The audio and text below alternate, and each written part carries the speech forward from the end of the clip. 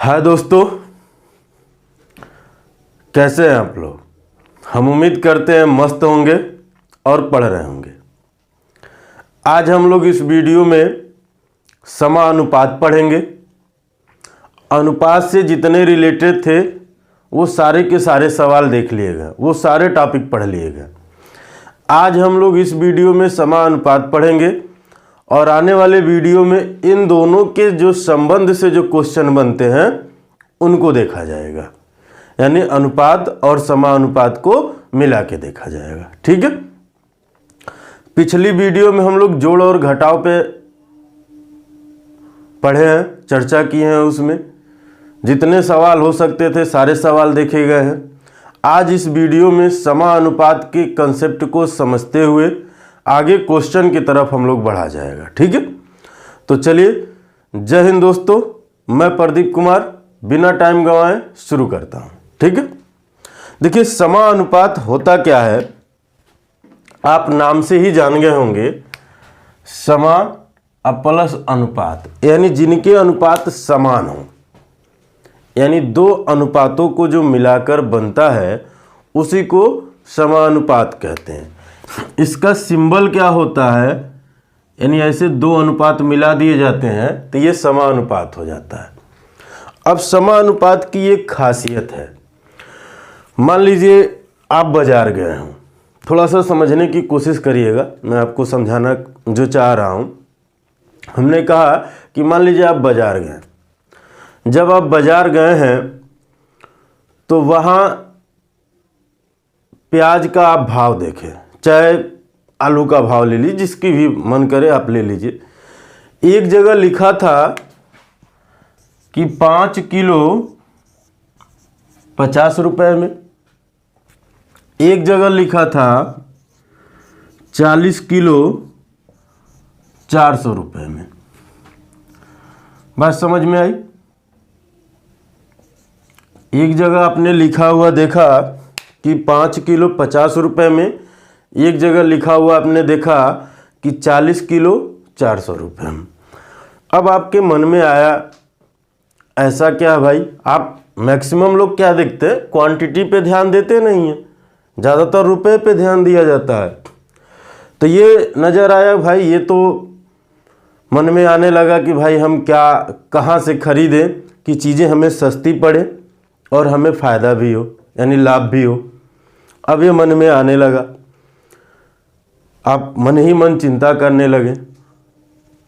लेकिन थोड़े समय बाद जब आपने ये ध्यान दिया कि उनके क्वांटिटी यानी भार में क्या चल रहा है, तो यहाँ 5 किलो की बात किया गया था 50 रुपये में और यहाँ बात किया गया था 40 किलो का 400 रुपये में। तो आपके दिमाग में ये आया कि देखा जाए कहीं इन दोनों में कोई रिलेशन चल रहा है क्या। तो आपने तुरंत देखा तो आप इसको अनुपात में कन्वर्ट किए, यानी 5:40। तो इनको जब आप काटें तो ये देखें कि 1:8 में बिक रहा है। ठीक है, यानी 1:8 का रेशियो है भार में। अब यही चीज आपके दिमाग में आया, क्या रुपया में भी यही चल रहा है क्या। तो आप रुपया में भी देखें 50:400, 0 से 0 कट गया, 5 का 9 5, 5 40, यहाँ भी यही चल रहा। आपके दिमाग में ये बात तुरंत समझ में आ गई कि चीज़ें वही हैं, बस प्रदर्शित करने का तरीका अलग अलग है। चीज़ें वही हैं, बस प्रदर्शित करने का तरीका अलग अलग। और इसी पर आपने इसको लिख दिया क्या कि समानुपात। इसी की बात को कह दिया गया समानुपात, और ये वाला सिंबल लगा दिया गया। यानी जो अनुपात यहाँ है, यानी भार में, वही अनुपात उसके रुपए में भी है। और इसी बात को, यानी समान अनुपात को ही दो समान अनुपात को मिलाया गया तो एक समानुपात बना। इसी बात को कहना चाह रहा। अब इसको हम ऐसे भी लिख सकते थे, हम ऐसे भी लिख सकते हैं 1/8 बराबर 1/8, ऐसे भी लिख सकते हैं। दूसरी बात, हमने एक तरीका और देखा कि इसके पहला पद से अगर अंतिम पद में गुणा करें, फिर दूसरे पद को तीसरे पद से गुणा करें तो देखा गया कि बराबर आ रहा है। यानी इसका मतलब इसको कई तरह से चेक किया गया तो आपके दिमाग में यही मतलब आया कि इसी को समानुपात कहते हैं।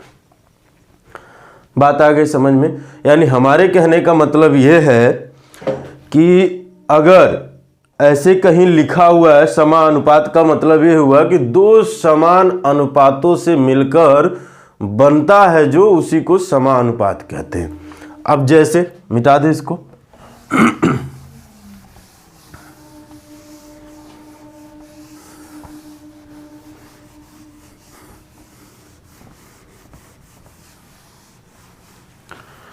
जैसे मान लीजिए हमने कह दिया A अनुपाते B समानुपात C अनुपाते D,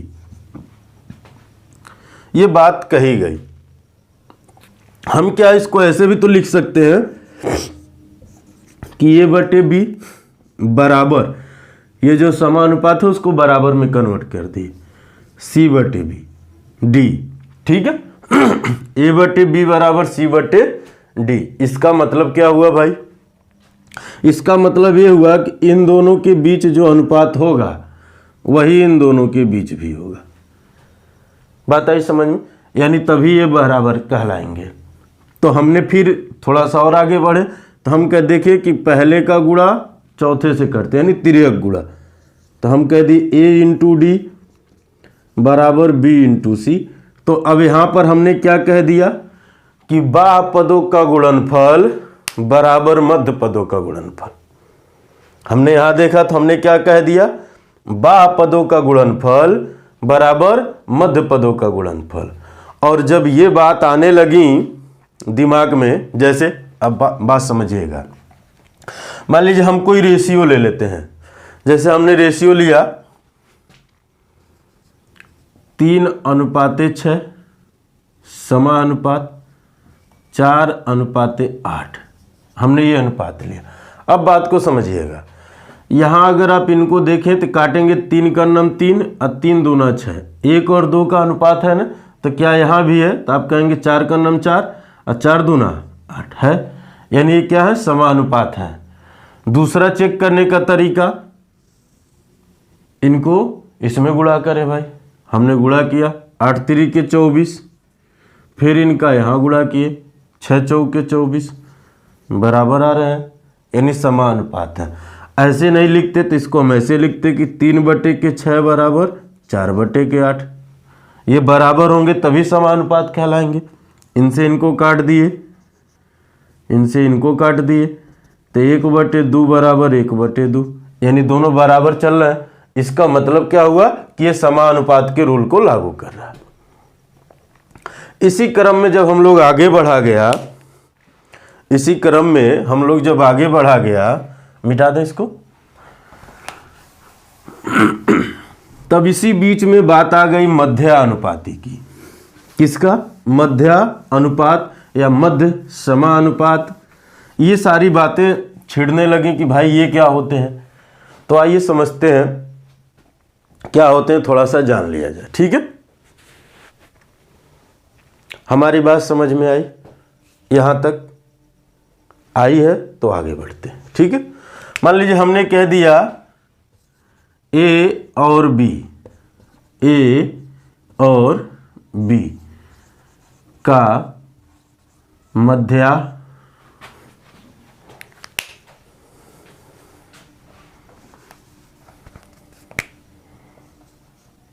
मध्यानुपाती, ठीक है, या मध्य समानुपात, ठीक है, मध्य समानुपात।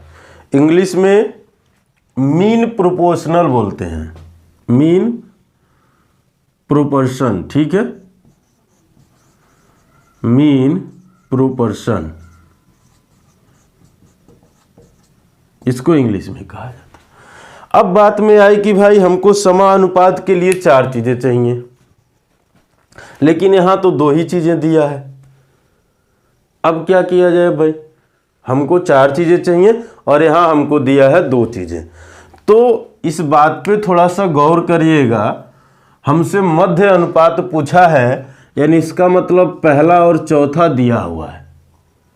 तो हम यहाँ लिखेंगे A अनुपात X समानुपात X अनुपात B, यानी ये दोनों मध्य की बात खाली कर दिया वो और हमसे पूछा है।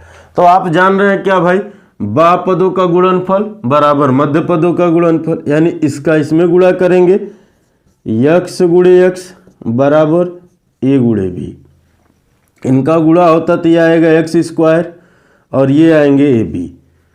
तो हम क्या कह देंगे, x बराबर रूट में ए बी, और इसी को कह दिया गया है मध्यानुपाती या मध्य समानुपात या मीन प्रोपोर्शन। बात आई समझ में? यही हो जाता है फार्मूला। जैसे मान लीजिए हमने कह दिया आपसे 4 और 9 का मध्यानुपाती बताइए, तो इसको हम लोग या तो इस फार्मूले में डायरेक्ट रख दें या हम इस तरह से लिखेंगे। तो इसको लिखेंगे, पहले समझते हैं। हम लिखेंगे 4 अनुपात x समानुपात x अनुपात 9, यानी इनका आपस में गुणा तो आप कहेंगे एक्स स्क्वायर, इनका आपस में 9 चौके 36, तो x बराबर रूट में 36, तो बाहर आएगा 6 और यही आपके हो जाएंगे आंसर। अब यहाँ समझिए, अगर हम यहाँ रखते हैं तो जो ये लाइन लिखी गई है ना यहाँ, ये डायरेक्ट होती, ऊपर से हम बचते हैं। ठीक है, तो हम क्या लिखते भाई, 4 गुणे के 9, यानी ये 4 से बाहर आता 2, इससे आता 3, 3 दूना 6, ऐसे कह देते। नहीं अगर होता तो गुणा करते तब निकालते।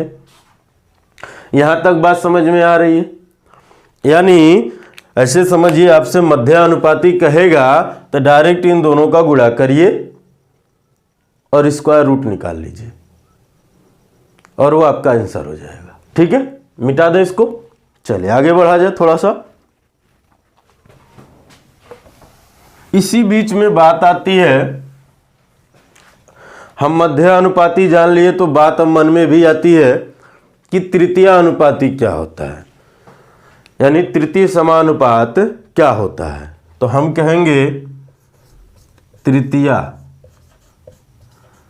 अनुपाती, ठीक है, या तृतीय समानुपात समानुपात, ठीक है, थर्ड प्रोपोर्शन, थर्ड प्रोपोर्शन, ठीक है, आपसे ये कहा जाएगा। अब बात आती है, ये गलत लिख दिए थे, THIRD थर्ड, ठीक है। अब आपसे कह रहा है कि तृतीय अनुपाती क्या होता है, इस पे थोड़ा सा हम लोग बात करें। ठीक है, मान लीजिए भाई आपने मध्यानुपाती पढ़ लिया, समानुपात क्या होता है इस पे आप चर्चा कर लिए। अब बात आएगी, यहाँ भी सेम बातें आती हैं। अब यहाँ सेम बातें क्या आती हैं, इसी बात को समझिए। अब आपसे कहेगा A और B, A और B का तृतीय अनुपात क्या है। A और B का तृतीय, हम कह दिए x है, ठीक है, हम कह दिए x है तृतीय अनुपात। अब इसका मतलब ये मत समझिएगा कि तीसरा पद खाली कर दें, इसमें यही चीज अपवाद चलता है। इसमें होता क्या है कि ये तो हो गया पहला पद, अब इसको हम मान लेते हैं दूसरा पद, और दूसरा पद का ही रिपीटेशन होता है और चौथा पद खाली होता है, यानी x मान ली। ठीक है, यानी ये जो दूसरा पद होगा उसी का 2 बार लिखेंगे, रिपीटेशन होगा। ठीक है, अब इसका गुणा इससे हम करेंगे तो हमको क्या मिलेगा, a इंटू एक्स बराबर b स्क्वायर। तो हम कहेंगे x बराबर b स्क्वायर बटे a, यानी इसका मतलब क्या हुआ, तृतीय अनुपाती या तृतीय समानुपाती का मतलब ये हुआ कि दूसरे वाले पद का स्क्वायर कर देंगे, अब पहले वाले पद से भाग दे देंगे। क्या हुआ कि दूसरे वाले पद का स्क्वायर पहले वाले पद से भाग देंगे, वही हमारा तृतीय अनुपात होगा। यही इसका निष्कर्ष निकला है। ठीक है, यही इसका निष्कर्ष निकला। इस बात को बड़ा ध्यान रखिएगा क्योंकि इन पे सवाल किए जाएंगे। ठीक है, अब एक बात आती है चतुर्थानुपाती। क्या आता है? चतुर्थानुपाती। तो भी समझ लीजिए यही।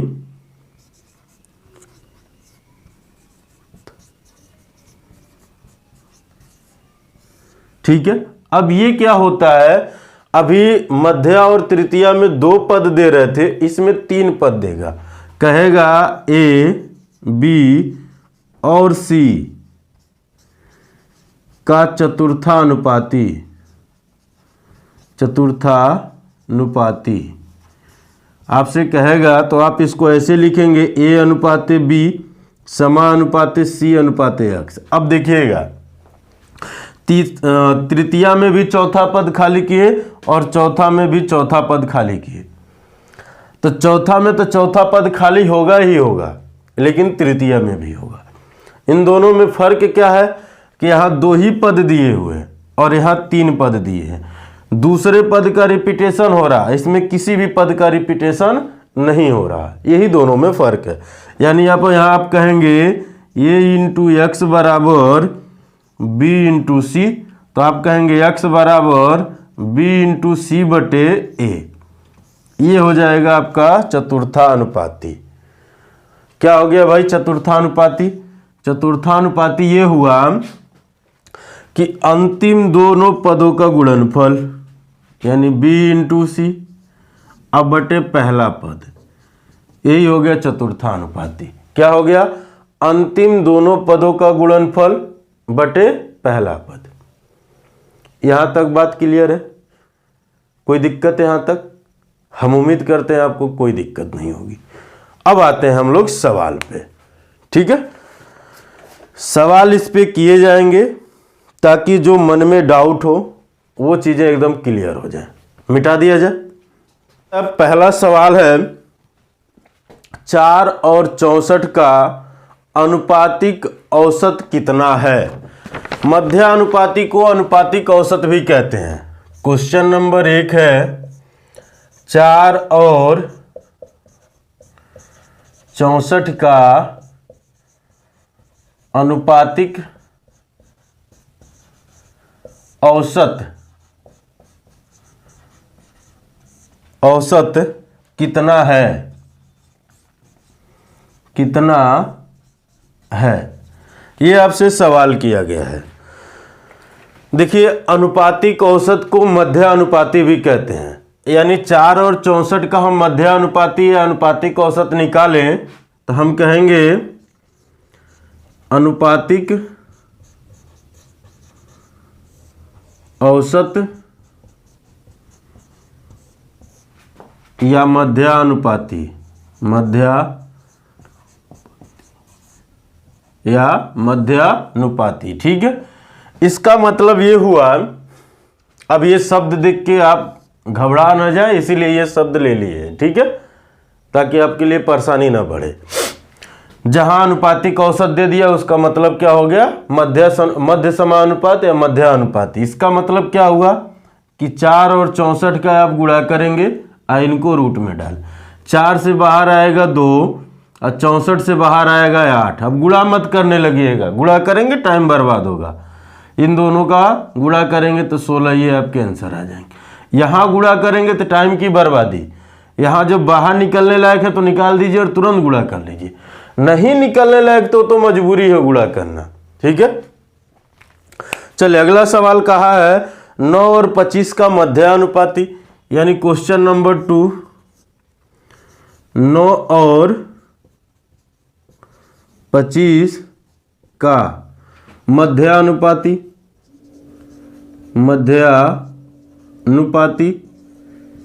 क्या है? सीधे सीधे बात आप क्या कहेंगे भाई?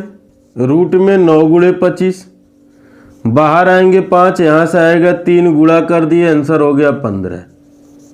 डायरेक्ट खट से यानी 9 और 25 का मध्यानुपाती 15। जहां ऐसे दिखेंगे आप तुरंत लगा लेंगे। अगला सवाल कहा है, क्वेश्चन नंबर 3, 1.21 और 0.09 का मध्यानुपाती क्या है? ठीक है, क्या है? सीधी सीधी बात समझिए कि मध्यानुपाती मतलब क्या है। अब आपके दशमलव देख के घबराना नहीं है, ठीक है, दशमलव देख के घबराना नहीं है। 1.21 इंटू 0.09, इसको दो तरीके से कर सकते हैं। अगर आपको स्क्वायर याद है तो आप बड़ी नॉर्मल कर, 2 अंक बाद अगर दशमलव होता है, जब रूट से बाहर आता है तो 1 अंक बाद दशमलव लगता है। अगर दशमलव यहाँ हम लिख दिए तो इसका मतलब 1 अंक इधर होगा, 1 अंक इधर होगा। तो ये किसका स्क्वायर है? 11 का तो आप लिखेंगे 1.1 गुणे, अब यहाँ 2 अंक बाद दशमलव है तो यहाँ फिर दशमलव लगाएंगे तो यहाँ तो ऑलरेडी 0 है तो ये 0 ही लिख दीजिए। अब यहाँ 2 अंक बाद है तो 1 अंक बाद आएगा। 9 किसका स्क्वायर है? 3 का। अब इनका आपस में आप गुणा करेंगे तो 11 तिया 33 लिख लिए। जब गुणा होता है तो दशमलव को जोड़ लिया जाता है, 1 अंक यहाँ दशमलव, 1 अंक यहाँ दशमलव, यानी 2 अंक बाद दशमलव लगेगा तो आप यहाँ दशमलव लगा देंगे, आगे 0 बढ़ा देंगे। उस 0 बढ़ने से कोई मतलब नहीं, तो थोड़ा शोभा बढ़ जाता है। यानी आंसर हो जाएगा आपका 0.33। ऐसे नहीं करते तो हम क्या करते भाई, हम इसको लिख सकते थे रूट में 121/100, 2 अंक बाद दशमलव यानी 2 0 बढ़ेगा, गुणे इसको लिख सकते थे 9/100। ठीक है, अब ये बाहर आता, ये बाहर आता 3, यहाँ से बाहर आता 10, यहाँ से भी बाहर आता 10। इनका आपस में गुणा होता तो 33 है, इनका आपस में गुणा होता तो 100। जब आप भाग देंगे, नीचे 2 0 है तो दशमलव उतने ही अंक बाद लगेगा। बात आई समझ में? तो आपको मन करे ऐसे करिए, मन करे ऐसे करिए, जैसे आप कर लें, बस आंसर सही आना चाहिए, गलत नहीं होना चाहिए। टाइम देने के बाद भी अगर क्वेश्चन गलत हो रहा है तब ये जान लीजिए बात गड़बड़ है, तब सही नहीं है। चलिए अगला सवाल देखते हैं, यानी चौथा सवाल। अब हम लोग पढ़ेंगे यहाँ तृतीय अनुपाती। कहा है कि 15 और 20 का 15 और 20 का तृतीय अनुपाती क्या है?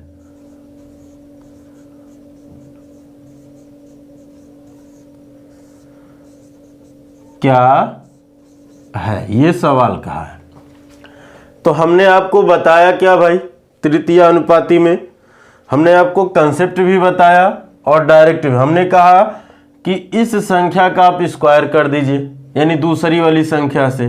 तो मान लीजिए हम कह दिए x है, तो हम कहेंगे कि 20 गुणे के 20। अब स्क्वायर का मतलब ऐसे भी होता है, उस संख्या का 2 बार गुणा कर दीजिए, बटे 15, 5 तिया 15, 5 चौके 20, 20 चौके 80 बटे के 3। अगर आपके ऑप्शन में यही छोड़ा है तो आप यही आंसर लगा दीजिए, नहीं तो एक बार और भाग दे दीजिए। भाग देंगे तो 3 दूना के 6 बचा 2, 3 6 का 18, फिर बचा 2, 26 सही 2/3, तब आपका आंसर ये हो जाएगा।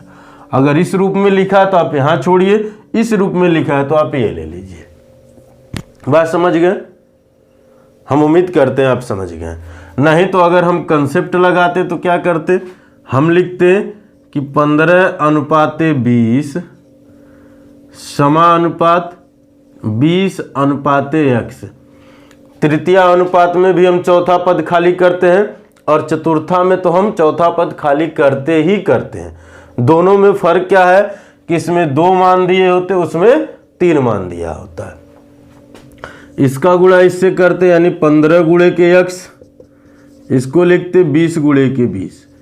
ठीक है, फिर हम लिखते x बराबर 20 गुणे के 20 अब बटे 15, भाग देते 5 या 15, 5 चौके 20, 20 चौके 80 बटे के 3। अगर आपके ऑप्शन में यहीं तक है तो वहीं छोड़ देंगे, नहीं तो एक बार और लिखेंगे, फिर भाग देंगे 3 दूना के 6, बचा 2, 2 का मतलब 20, फिर 3 छक 18, फिर 2 बचा, और ये हो जाएंगे आपके आंसर। ठीक है, तो जहां जिस रूप में मन करे ऐसे करेंगे तो थोड़ा सा समय ज़्यादा लगेगा, डायरेक्ट करेंगे तो समय से बच जाएंगे। हमको कंपटीशन समय का है, इसलिए हम डायरेक्ट करें। प्रैक्टिस कर लीजिए, सीख लीजिए, फिर आप डायरेक्ट मेथड को ही करिए। जब आप प्रैक्टिस करिए तो कोशिश करिए डायरेक्ट में करने के लिए, नहीं आए तो विस्तार से करिए। ठीक है, मिटा दें, फिर अगला सवाल देखा जाए।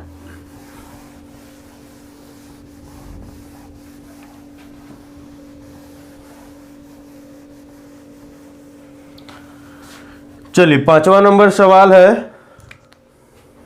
5 नंबर आपका सवाल है,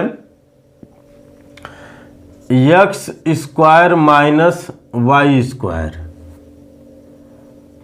x square minus y square और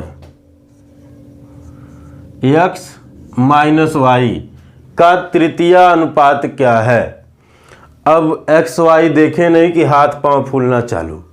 ठीक है, अरे कुछ नहीं है, घबराना नहीं है। ठीक है, हमने आपसे बताया है कि जब तृतीय अनुपात आप निकालेंगे, तृतीय अनुपात या तृतीय समानुपात, समानुपात आप जब निकालेंगे तो क्या करेंगे, दूसरे वाले पद का वर्ग करेंगे, एक्स माइनस वाई का होल स्क्वायर बटे पहले वाला पद x square minus y square.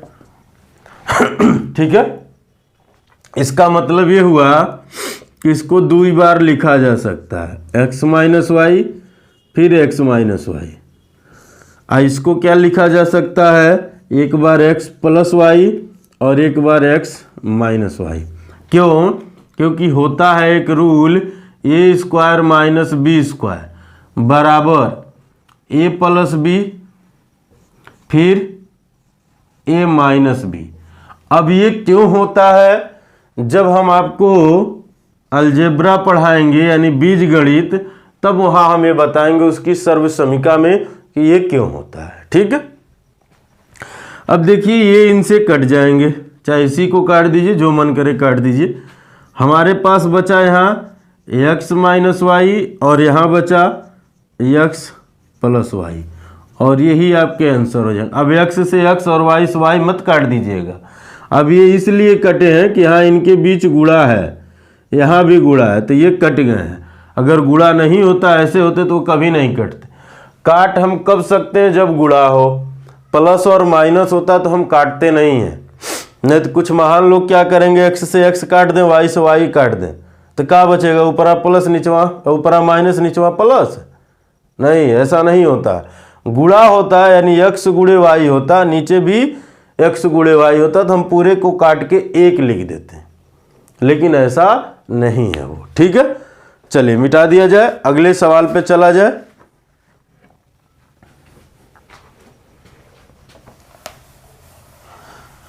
अब जितने वीडियो इधर बनेंगे सब में मजेदार मजेदार सवाल आएंगे। ठीक है,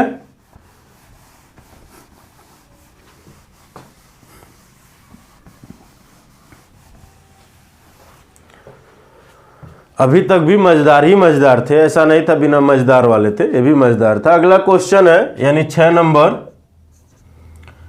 कहा है 9 और 15 का तृतीय अनुपात क्या है। क्या करेंगे भाई, मान लीजिए तृतीय अनुपात x है, तो आप लिखेंगे 15 गुणे 15 बटे के 9, 3 पचे 15, 3 तिरिका 9, 3 पचे 15, 5 पचे 25, यानी x के मान कितना हो गया भाई 25, और यही आपके तृतीय अनुपाती हैं। अगला सवाल कहा है चतुर्थानुपाती से, एक ही सवाल इस पे लिया गया, यानी क्वेश्चन नंबर 7 कहा है 6, 24 और 83, 6, 24 और 83 का चौथा अनुपातिक क्या है। ठीक है, 6, 24 और 83 का चौथा अनुपातिक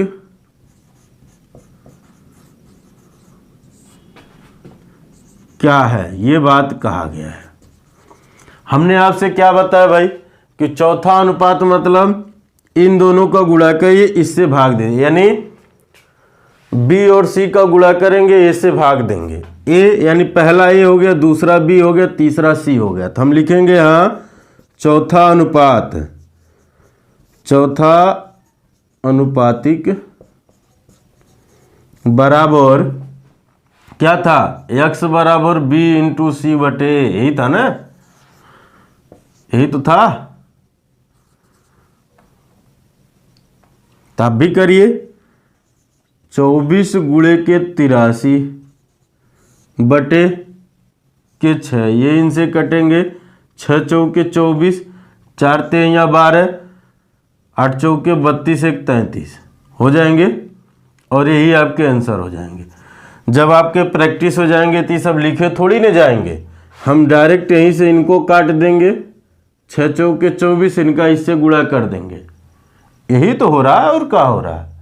अरे भाई इनसे ही कट रहा है, इनसे जो कटेगा ही कटेंगे, तो इसको काट देंगे, ही कटेंगे तो इसको काट, जौन कटेगा उसी को काट देंगे, चाहे दूसरा कटे चाहे तीसरा कटे, कोई तो एक कटेगा ही कटेगा। ठीक है, नहीं कटेंगे तो दोनों थोड़ा थोड़ा कटेंगे। ठीक है, चलिए अगला सवाल देखा जाए, बहुत ही मजेदार सवाल है ये। क्वेश्चन नंबर 8, x और y ऐसी दो संख्याएं हैं जिनका माध्य अनुपात 16 है और तृतीया अनुपात 128 है। x और y का मान क्या है। और पहला ऑप्शन दे रखा है 8 और 16, दूसरा ऑप्शन दे रखा है 16 और 32, तीसरा ऑप्शन दिया है 8 और 32, चौथा ऑप्शन दिया है 16 और 16। ये 4 ऑप्शन दिए गए हैं। अब आपके मन में आ रहा होगा कि ऑप्शन क्यों दिए जा रहे हैं। इसको हम लोग 2 तरीके से करेंगे, एक तो पहला कंसेप्ट, दूसरा ट्रिक यानी ऑप्शन से। ठीक है, इस बात को समझिएगा थोड़ा सा। कहा है कि x और y ये जो संख्या है इनका मध्य अनुपात 16 है, यानी इन दोनों का मध्य अनुपात 16 है। और शायद तृतीय अनुपात, ये पहला शर्त कहा है, यानी पहला शर्त है इसका। ठीक है, दूसरा शर्त क्या है, दूसरा शर्त ये है कि इन दोनों का तृतीय अनुपात 128 है, यानी x और y का। तो दूसरे पद का स्क्वायर बटे पहला पद, यही तो होता तृतीय अनुपाती, यानी 128, ये कहा है। अब एक बात समझिए, इस बात से अगर हम लोग डायरेक्ट ऑप्शन से करें तो इसका और इसका अगर आप निकालते हैं इन दोनों से, तो ये तो आ जाएगा 4, लेकिन 8 बाहर आएगा क्या। अब ऐसा हम क्यों कह रहे हैं, क्योंकि इन दोनों का गुणनफल जो है वो 16 आना चाहिए बाहर अगर आता है तो, या 16 का स्क्वायर, ऐसे समझिए। अगर नहीं समझेंगे तो इसका अगर आप वर्ग कर देंगे तो एक्स वाई बराबर हम कह सकते हैं 256, तो इन दोनों का गुणनफल 256 आना चाहिए, ऐसा भी हम कह सकते हैं। ठीक है, तो ये ऑप्शन से, तो इनका आप करेंगे तो नहीं होगा, इसका करिए। अगर किया जाए तो आप नॉर्मल देखिए, ये 16 तो 4 बाहर आ जाएगा, लेकिन 32 निकलेगा ही नहीं, यानी ये भी नहीं हुआ, ये भी नहीं हुआ। अब यहाँ देखिए ये 8 है, अब यहाँ देखिए इसको भी देख लीजिए, ये तो 4 आ जाएगा, ये भी 4 आ जाएगा, तो ये दोनों का गुणा करेंगे 16, यानी पहला शर्त लागू हो रहा है। लेकिन क्या दूसरा लागू होगा, अब उसको भी चेक कर लेते हैं।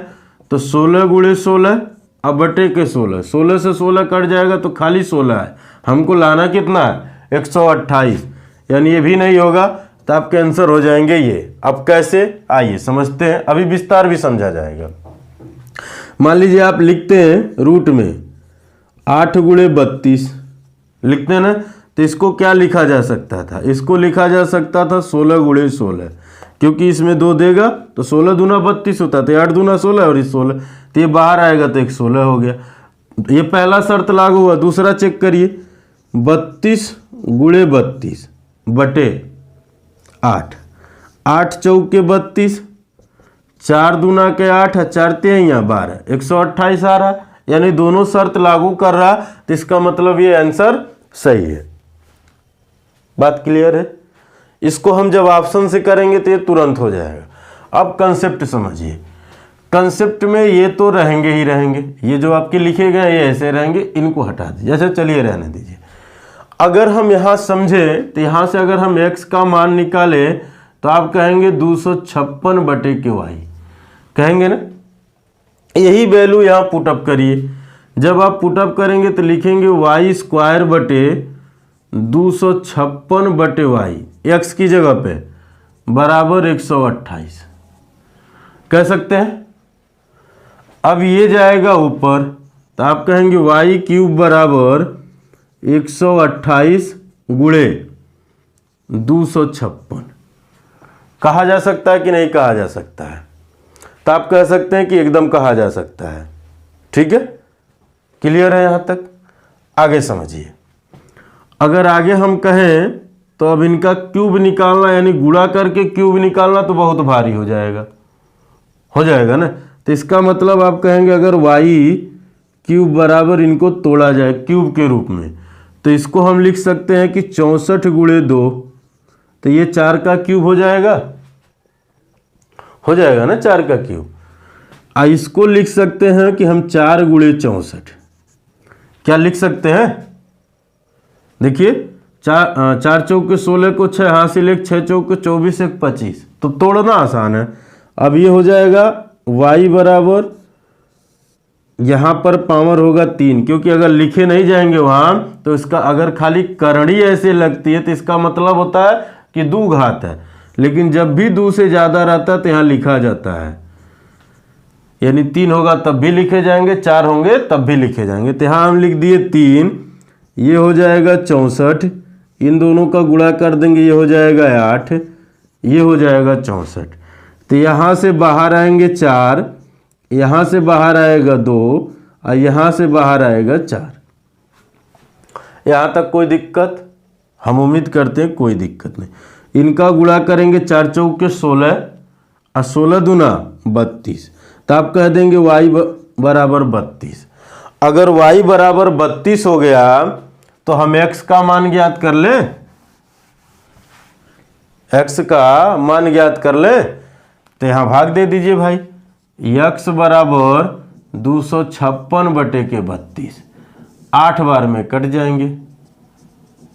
देखिए 8 दूना 16, कुछ 6 हासिल है, 8 त्रिक 24, 1 25 आ रहा है कि उतना नहीं आ रहा, यानी 8 बार में कट गए तो x का मान हो गया 8, x का मान 8, y का मान 32, तो आपके आंसर में यहाँ पर है। तो हम एग्जाम में अगर इतना करेंगे तब तो हो गया, हम कंपटीशन निकाल लिए और हम आपको निकलवा दिए, दोनों कर लिए, आप निकाल लिए हम निकलवा दिए।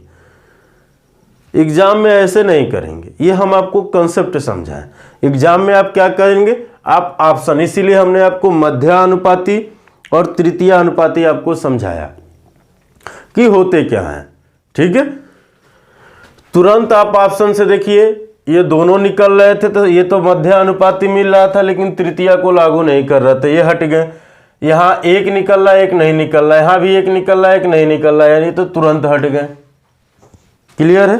चलिए एक अगला सवाल देखते हैं, अभी और मजा आएगा इस पे। क्वेश्चन नंबर 9, x और y ऐसी 2 संख्याएं हैं जिनका माध्य अनुपात 9 है और तृतीय अनुपात 243 है। x और y का मान क्या है? पहला अनुपात दिया है, पहला ऑप्शन दिया है 3 और 9, दूसरा अनुपात दिया है 3 और 27, तीसरा अनुपात दिया है 6 और 27 और चौथा अनुपात दिया है 6 और 81। अब थोड़ा सा समझिएगा, और कहा है कि जो मध्यानुपाती है यानी x y बराबर 9 है और y स्क्वायर बटे x बराबर 243 है, यानी दोनों शर्त यहाँ दिया हुआ है। इसके अकॉर्डिंग अगर चला जाए, थोड़ा सा समझने वाली बात यहाँ ये है, ये 3 है, ये 9 है, 9 से तो बाहर 3 आ जाएगा, लेकिन 3 से कोई नहीं आएगा, यानी ये नहीं हो सकता। ठीक है, यहाँ आते हैं अगर हम, तो ये 27 है, इसको लिख सकते हैं 9 3 27, यानी 3 इसको देगा तो ये 9 हो जाएगा और ये 9 हो जाएगा ना। देखिए 27 को 3 गुणे 9, 9 3 27, इन तीनों से बाहर, इन दोनों से एक बाहर आएगा, इससे एक बाहर आया, यानी 9 आ गया। पहला शर्त लागू हो गया। दूसरे को ले लीजिए, दूसरे का स्क्वायर, यानी 27 गुणे 27 अब बटे पहला, 3 9 27, 9 से गुणा करिए, 9 7 63 को 3 हासिल 6, 9 दूना 18 6 24 आ रहा है इतना, यानी यही सही है। बाकी हमें चेक करने की जो 6 बाहर आएगा नहीं, 27 बाहर आएगा नहीं, कटेगी।